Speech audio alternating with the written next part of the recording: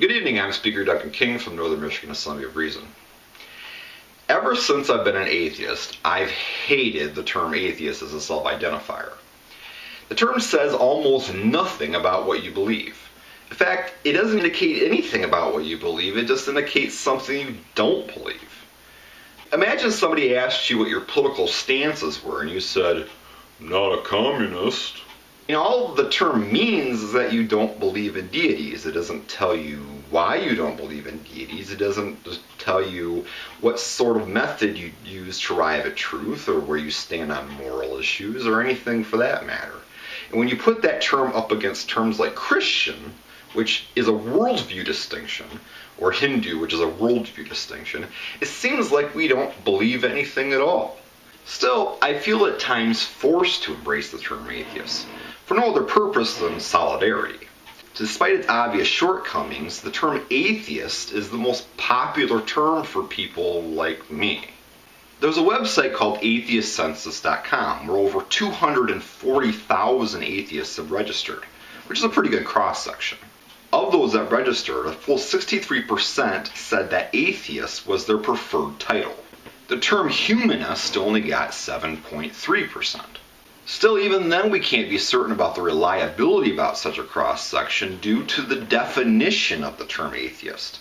In the past, the term atheist was defined as the belief that there is no God, which makes the term agnostic a separate identifier.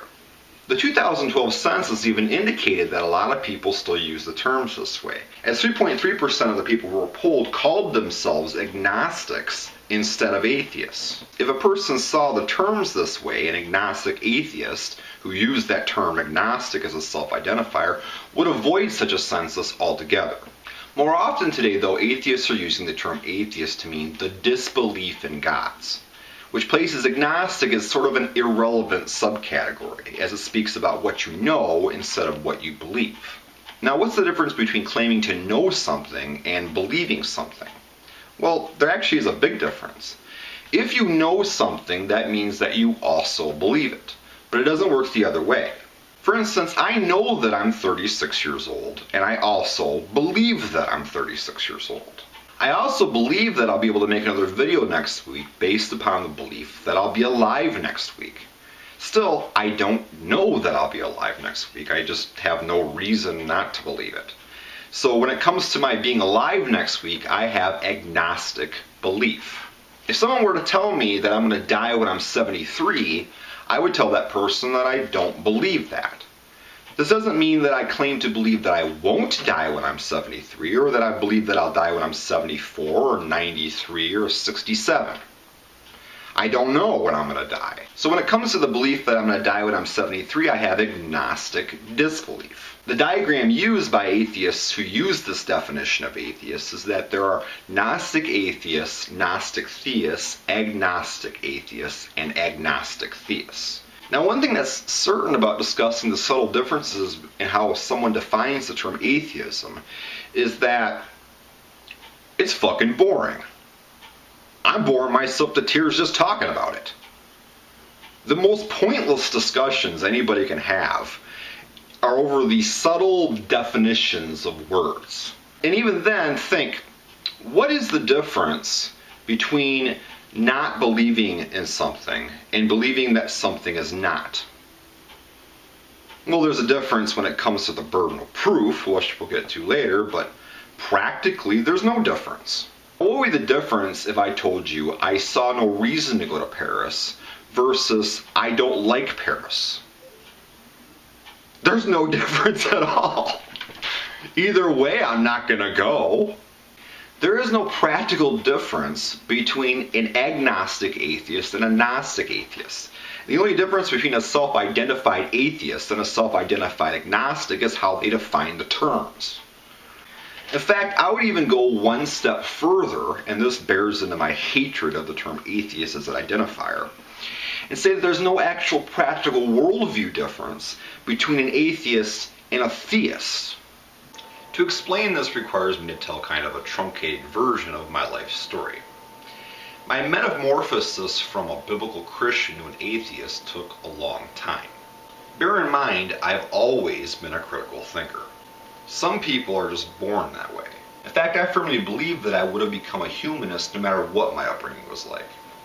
That being said, my upbringing was about as focused on free thought as a tent revival meeting. By the age of 14, and this is an actual mathematical estimate, I attended over 5,000 sermons. Both of my grandfathers were Baptist ministers, and I went to a Christian school. Along with this, I had church twice on Sundays and church on Wednesdays, and revival meetings in the summer, and church camp, and vacation Bible schools. I went to church a lot. I was discouraged from having any public school friends, and my television and music exposure was strictly monitored to prevent the slightest possibility that I would ever be anything but a fundamentalist Christian. In fact, I didn't hear a rock song until I was 14 years old. Now, without rambling further about my life story, even though everyone around me was an evangelical fundamentalist Christian, I still wasn't. I was really more of a moderate. I was saved when I was 6 years old. Of course, I prayed and felt the simulacrum of God, and I believe the Bible was authentic mostly because I was fed a lot of misinformation about it. Yeah, the Gospels were written by apostles. Okay. Still, I remember hearing things in church and thinking, that's stupid. What difference does it make if I have long hair? What difference does it make if I hear a country song? Or if I buy a lottery ticket? Or if I have premarital sex? I mean, marriage is just a cultural concept, right? Isn't that obvious? And then I'd be told, well, the Bible says you can't. And I think, okay, well, I guess maybe there's something I'm not understanding. I don't know. So mostly because I didn't know any better, I was a biblical Christian. Which means that I believed in the Bible as a source for truth, as the ultimate source for truth, as a reliable source for truth. I also believed in Jesus, which means that I believed in salvation, and Jesus was the path to salvation, and he died on the cross, and the whole gospel story. And I also believed in God. Now, around my teenage years, I started to have a change of thinking, and it mostly revolved around this. I came to the realization, this book is stupid. It says all kinds of things that can't be true. I mean, why would gay people be bad? That can't be true. And I began to realize that it was just a weird idea. I mean, why would God write a book? What is he, O.J. Simpson? And I began to think about that a little more and start to think, okay, let's say God didn't write a book. Knowing what I understand about human behavior, would people make up a book and claim that God wrote it anyway? Would that be likely? Well, what I understood about human behavior suggests, yeah, that's pretty likely. It's pretty likely that if God didn't write a book, people would make up a book and claim that God wrote it. I mean, I knew that the biblical authors claimed they spoke to God or had a personal relationship with God, but most of the stupidest people I knew claimed that they spoke to God. So at that point, I became a non-biblical Christian. I still accepted this. I figured, okay, the sentiments of Jesus are obviously wise. The things Jesus says are obviously wise. I have the critical thinking skills to evaluate what he's saying and know that these things are things that God would say. They're obviously wise, and I didn't understand New Testament history very well, so I still accepted that it was probably mostly true, or that the people who saw it were eyewitnesses. And also in some respects I think I was a little afraid to abandon Jesus, but I held on to Jesus. I thought Jesus was cool. And of course I also believed in God, but not the Bible. And when people complained about this, I said, well, okay, it's not called biblianity, It's called Christianity.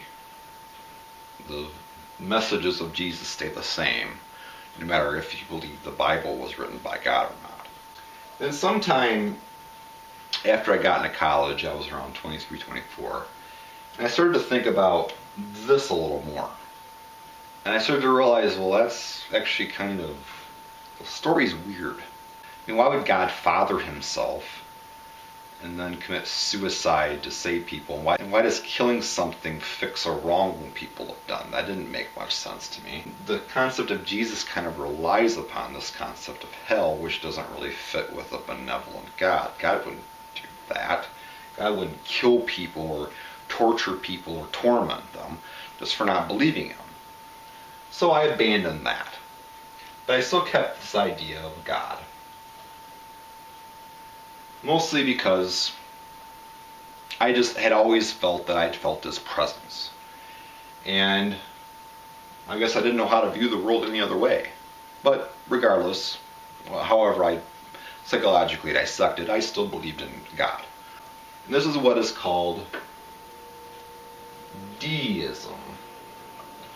And I was a deist for maybe 6 years or so. Over the course of my deism, I became a little more familiar with naturalist ideas like evolution and Big Bang and things like that, and I accepted them, but I thought maybe God kind of pushed these things along. But then I came to the logical conclusion, okay, do I believe in God because I've been conditioned to, or I believe in God because I actually have a reason to? And I realized at this point that I didn't really have a reason. So I abandoned that too and became an atheist. Now, my point is this. You might look at this and say, okay, well, he must have gone through, that guy must have gone through a whole lot of changes in his thinking over time. You know, he went from this to this to this to this. I mean, there might have, must have been a whole up and down and alteration in his worldview as he went along. No, that would be inaccurate. What's actually true is that, at least when it comes to the broad strokes, my worldview stayed generally the same from this point on. This didn't make a difference. I had the same rationale. My mentality as far as the way I saw the world was the same here as it was here as it was here. This didn't make a difference. This is what made the difference. What unites all of these is the conclusion that I must seek truth. No one's going to hand me truth on a golden platter. There are no prophets. There are no clairvoyants. No one has had special access to truth. If we want to know what's true, we must seek it ourselves. And that is a uniting concept of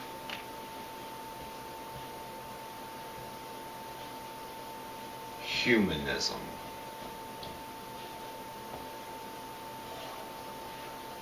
All of this is humanism.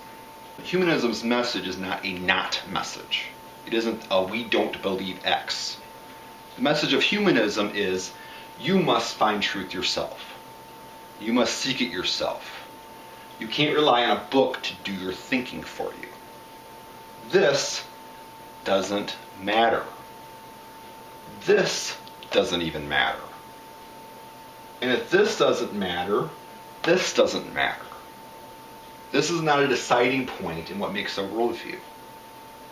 I know a lot of deists still, who generally have the same worldview as me.